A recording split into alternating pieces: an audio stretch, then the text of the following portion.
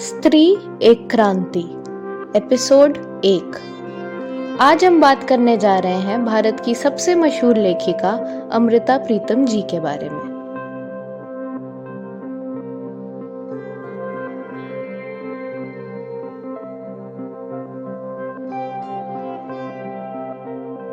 अमृता प्रीतम भारत की सबसे प्रसिद्ध लेखिका, उपन्यासकार और कवयित्री रही हैं।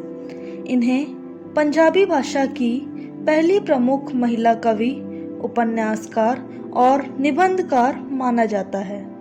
पाकिस्तान के गुजरनवाला में साल 1919 में जन्मी अमृत कौर ने अपनी लेखन की शुरुआत छोटी उम्र में ही अपनी माता के देहांत के बाद कर दी थी।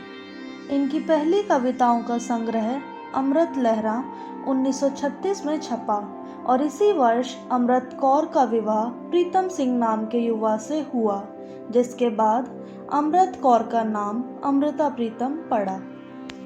28 वर्ष की उम्र में 1947 के भारत पाकिस्तान बंटवारे में अमृता लाहौर से दिल्ली आई। इसी दर्द भरे माहौल में इन्होंने अपनी सबसे प्रसिद्ध कविता आज आँखां वारिस शानू लिखी, जो कि 1947 के बंटवारे की दहशत पर आधारित है। बंटवारे पर आधारित प्रीतम द्वारा रचित उपन्यास पिंजर को भारतीय साहित्य की सबसे शानदार रचनाओं में से एक माना जाता है। यह उपन्यास बंटवारे के दंगों के दौरान और उसके बाद हुए औरतों पर अत्याचार और पीड़ा की दास्तां सुनाता है। इसी उपन्यास पर आधारित 2003 में पिंजर नाम की फिल्म बनाई गई, जिसे काफी सराहा गया, और 2018 में बना एक पाकिस्तानी सीरियल घुगी भी इसी उपन्यास पर आधारित है। 1960 में अपने पति से तलाक के बाद अमृता प्रीतम की रचनाओं में फेमिनिज्म का एहसास देखने को मिला। प्रीतम द्वारा रचित कई कहानियां और कविताएं उनके विवाह के दुखी अनुभवों पर आधारित थी। अमृता की शुरुआती रचनाएं रोमानी भावनाओं पर आधारित थीं, लेकिन धीरे धीरे इनका रुझान अलग अलग विषयों में हुआ और वे प्रोग्रेसिव राइटर्स मूवमेंट का हिस्सा भी बनी। इनकी स्त्री आधारित रचनाओं में एक थी सारा, कच्ची सड़क, 49 दिन, जंगली बूटी, औरत, बंद दरवाजा आदि शामिल हैं।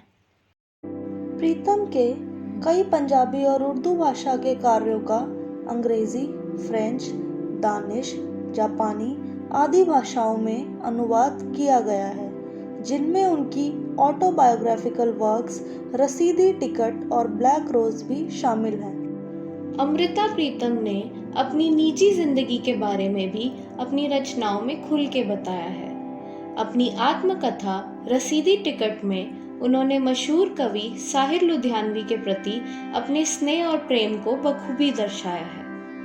पर साहिर की जिंदगी में किसी और के आ जाने के बाद अमृता का झुकाव आर्टिस्ट इमरोज के प्रति हुआ और अमृता ने अपने जीवन के अंतिम 40 साल इमरोज के साथ ही बिताए।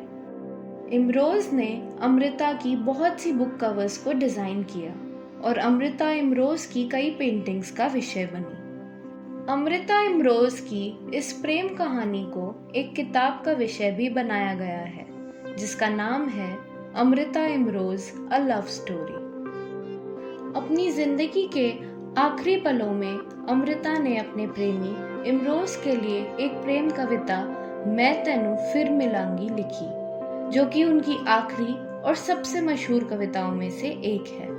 मैं तेनू फिर मिलांगी, कित्थे किस तरह पता नहीं, शायद तेरे तखील दी चनाग बन के तेरे कैनवस ते उतरांगी, या खोरे तेरे कैनवस ते उत्ते एक रहस्यमयी लकीर बन के खामोश तेनू तकदी रवांगी, जा खोरे सूरज दी लौ बन के तेरे रंगा विच घुलांगी, जा रंगा दियां बहावां विच बह के तेरे कैनवस नू वलांगी, पता नहीं किस तरह कित्थे, पर तेनू जरूर मिलांगी। अमृता की मृत्यु 2005 नई दिल्ली में हुई और इसी के साथ एक खूबसूरत विरासत हम सब के बीच रह गई। अमृता ने अपनी रचनाओं में औरतों के मन और व्यक्तित्व के अलग अलग भावों को टटोला है। अपनी रचनाओं के माध्यम से प्रीतम ने न केवल समाज के पारंपरिक व्यवहारों और रिश्तों पर सवाल उठाए, बल्कि उनको एक नई परिभाषा भी दी। प्रीतम न केवल अपनी रचनाओं के जरिए एक परिवर्तन का आगाज हैं, बल्कि अपनी निजी जिंदगी के जरिए भी भारतीय स्त्री के लिए प्रेरणा स्रोत हैं। प्रीतम की जिंदगी और रचनाएं हमें जज्बातों के अलग अलग पहलुओं जैसे प्यार, स्नेह, कामुकता, आजादी और उदारवाद से रूबरू कराती हैं। इनकी रचनाएं पारंपरिक समाज की व्यवस्था पर व्यंग करते हुए इंसान को अपनी जिंदगी अपने हिसाब से जीने का प्रोत्साहन देती हैं। वह अपने मन के विभिन्न भावों को पहचान उन्हें अपनाने की हिम्मत भी प्रदान करती हैं। इनकी प्रगतिशील विचारधारा और एक बुलंद व्यक्तित्व के कारण ही अमृता प्रीतम अपने दौर की एक क्रांति है।